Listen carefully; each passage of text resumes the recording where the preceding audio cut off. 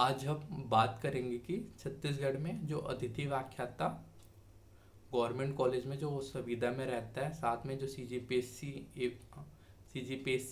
AP का exam निकाल कर छत्तीसगढ़ के गवर्नमेंट कॉलेज में कैसे असिस्टेंट प्रोफेसर बन सकते हैं, साथ में जो छत्तीसगढ़ के एकमात्र केंद्रीय विद्यालय गुरु घासीदास यूनिवर्सिटी, वहाँ असिस्टेंट प्रोफेसर बनने के लिए क्या योग्यता चाहिए, इसके बारे में आज के इस वीडियो में हम डिस्कस करते हैं।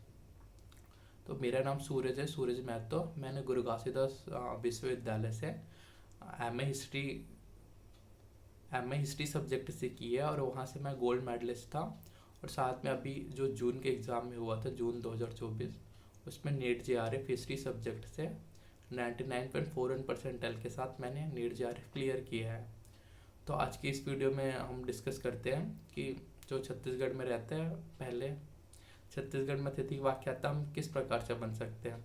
इसके बाद छत्तीसगढ़ में असिस्टेंट प्रोफेसर सीजीपीएससी एपी का वैकेंसी आते हैं, उसमें हम कैसे असिस्टेंट प्रोफेसर बन सकते हैं। फिर लास्ट में डिस्कस करेंगे कि जीजीओ में किस प्रकार असिस्टेंट प्रोफेसर बना जा सकता है। तो क्या तो पहले डिस्कस करते हैं कि छत्तीसगढ़ में जो अतिथि व्याख्याता संविदा के पोस्ट में लिया जाता है, उसे हम किस प्रकार बन सकते हैं। तो इसके लिए गवर्नमेंट जो अभी संशोधन किया था 2024 में, उसमें बेसिक 3 कैटेगरी में से बांटा गया था। कैटेगरी वन में पीएचडी वालों को रखा गया था। कैटेगरी 2 में हो गया नीट सेट क्वालिफाई को, और कैटेगरी 3 हो गया जो एमफिल हो गया या पीजी बेस पे जो भर्ती लिया जाए संविदा पोस्ट के लिए, वो हो गया। तो पहले एडहॉक में आपको लेक्चरर बनने के लिए छत्तीसगढ़ गवर्नमेंट कॉलेज, अगर आप कैटेगरी 1 के तहत जा रहे हैं तो आपको मैक्सिमम 50,000 तक सैलरी मिल सकती है। मेरे कुछ लोग से बात हुई थी जो इस पे जॉब कर रहे हैं, वो बताते थे कि 44-45 पे मैक्सिमम जॉब आती है, 50 तो मिलना बहुत मुश्किल है। और इसमें आपको खालखंड वाइज डिवाइड रहता है कि एक खालखंड का 450 हो गया, 450 रुपये पे किया जाता है गवर्नमेंट के द्वारा आपको एक कालखंड लेने के लिए। तो इसके तहत आपकी सैलरी बनती है। ये हो गया कैटेगरी 1 के तहत। इसके तहत आपको गवर्नमेंट कॉलेज में पढ़ाने के लिए अब तो पीएचडी कंप्लीट रहना चाहिए। साथ में अगर बहुत सारे लोग पीएचडी कंप्लीट आ गया तो उसमें भी एक स्कोर बनने लग जाती है। अगर आपके पीएचडी कंप्लीट हो गए तो आपको इतना मार्क्स मिलेगा। अगर आप सिर्फ नेट क्वालिफाई है तो आपको इतना, नेट प्लस जेआरएफ है तो इतना, गवर्नमेंट कॉलेज में प्रीवियस अनुभव कितना था, हर एक साल के लिए 2 नंबर, साथ में आपने रिसर्च पेपर कितने पब्लिश किए हैं उसके आधार पर आपको मार्क्स प्रोवाइड किया जाएगा। उसके बेस पे मेरिट बनेगा। अगर बहुत सारे लोग पीएचडी वाले भर दिए हैं तो फिर उस मेरिट के बेस में जो टॉप रहेगा, नंबर 1 में रहेगा या जितना पोस्ट रहेगा, उस हिसाब से उसको गवर्नमेंट कॉलेज में लिया जाएगा। फिर होता है कैटेगरी 2 के तहत। तो कैटेगरी 2 में नेट सेट क्वालिफाई लोग आते हैं। अगर मेरा भी नेट क्वालिफाई है, मेरे दोस्त का भी नेट क्वालिफाई है, या बहुत लोग डाल दिए एक पोस्ट में इनका सबका नेट या सेट क्वालिफाई है, तो इस बेस पे फिर मास्टर का परसेंट देखा जाता है कि मास्टर में किसने कितना परसेंट लाया था। तो मास्टर के परसेंट के बेस पे फिर जो कैटेगरी 2 रहता है उसके मेरिट बनाई जाती है। और फिर हो गया कैटेगरी 3, इसका औचित्य ना के बराबर हो गया है। अगर आपको पीएचडी या नेट से क्वालिफाइड स्टूडेंट ना मिले तो एमफिल या पीजी बेस पे जो रखते हैं वो हो गया है। पीजी बेस पे रंग बहुत कम हो गया है।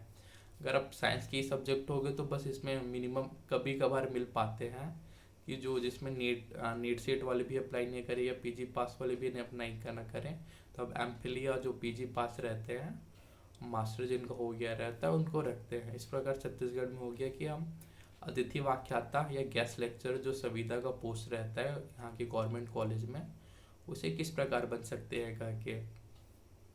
अब सेकंड क्वेश्चन आते हैं कि छत्तीसगढ़ सीजीपीएससी एपी का एग्ज़ाम या छत्तीसगढ़ में जो परमानेंट असिस्टेंट प्रोफेसर रहता है जिसकी अच्छी खासी करीब 80-85 हज़ार सैलरी रहती है, वो हम कैसे बन सकते हैं। तो इसके लिए तो सबसे पहले आपको नेट या सेट कोई से भी एक एग्ज़ाम क्लियर करना रहेगा, या आपको पीएचडी कंप्लीट किया रहना चाहिए। सीजीपीएससी एपी के एग्ज़ाम में बैठने के लिए आपको नेट, सेट या पीएचडी की डिग्री कंप्लीट रहना चाहिए, तब आप सीजीपीएससी एपी का एग्ज़ाम दिला सकते हो। इसके 2 स्टेज है, एक तो रिटर्न एग्ज़ाम रहेगा और फिर एक इंटरव्यू रहेगा। रिटर्न एग्ज़ाम में 100 क्वेश्चन आपके सब्जेक्ट से, रिटर्न एग्ज़ाम में भी इसके 2 भाग रहते हैं। एक भाग हो गया छत्तीसगढ़ का और एक भाग हो गया आपके सब्जेक्ट का। जैसे कि मेरा सब्जेक्ट हिस्ट्री है तो मेरे हिस्ट्री से रिलेटेड 100 क्वेश्चन आएगा, और पहला भाग जो है वो छत्तीसगढ़ का भाग रहेगा जिससे रिलेटेड 5 क्वेश्चन आएगा। फिर सेकंड स्टेज जो होता है CGPSC AP में, वो इंटरव्यू का प्रोसीजर रहता है। तो ये हो गया इसका मतलब प्रोसेस क्या है। एक 150 क्वेश्चन रहता है, एक क्वेश्चन 2-2 नंबर का रहता है, प्लस 1/3 माइनस मार्किंग रहता है। 300 नंबर का आपका रिटर्न हो गया और 30 नंबर का इसमें इंटरव्यू रहता है। ये CGPSC AP का प्रोसीजर हो गया। और साथ में हम अदर स्टेट से कंपेयर करें तो हम MP के इसी में सिलेबस देखें तो MP में भी सेम प्रोसीजर हो गया।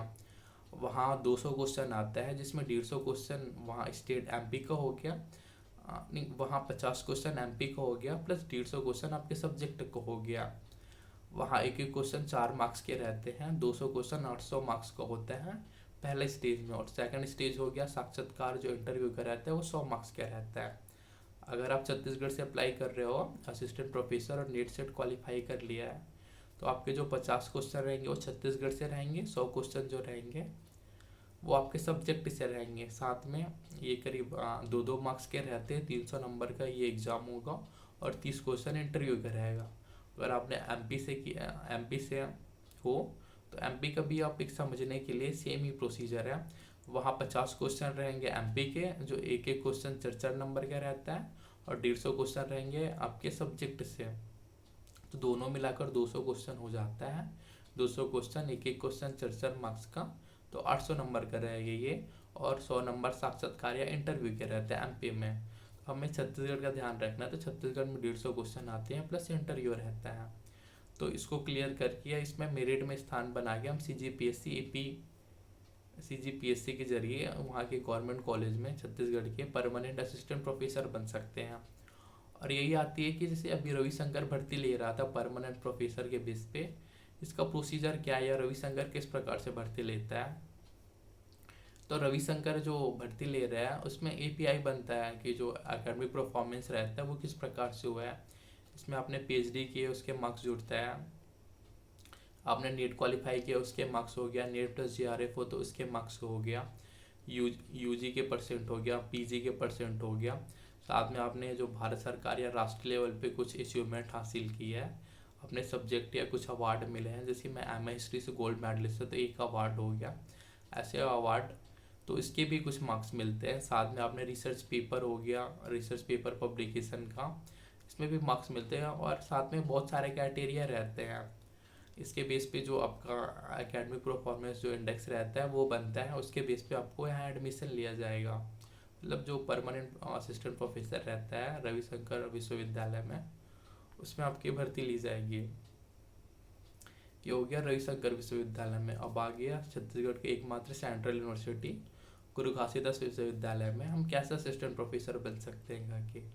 तो वहाँ भी असिस्टेंट प्रोफेसर 2 रहते, एक तो एडहॉक रहते हैं जो नॉन रेगुलर रहते हैं, और एक जो परमानेंट रहते हैं, वहाँ जो GGO में परमानेंट रहेंगे वो।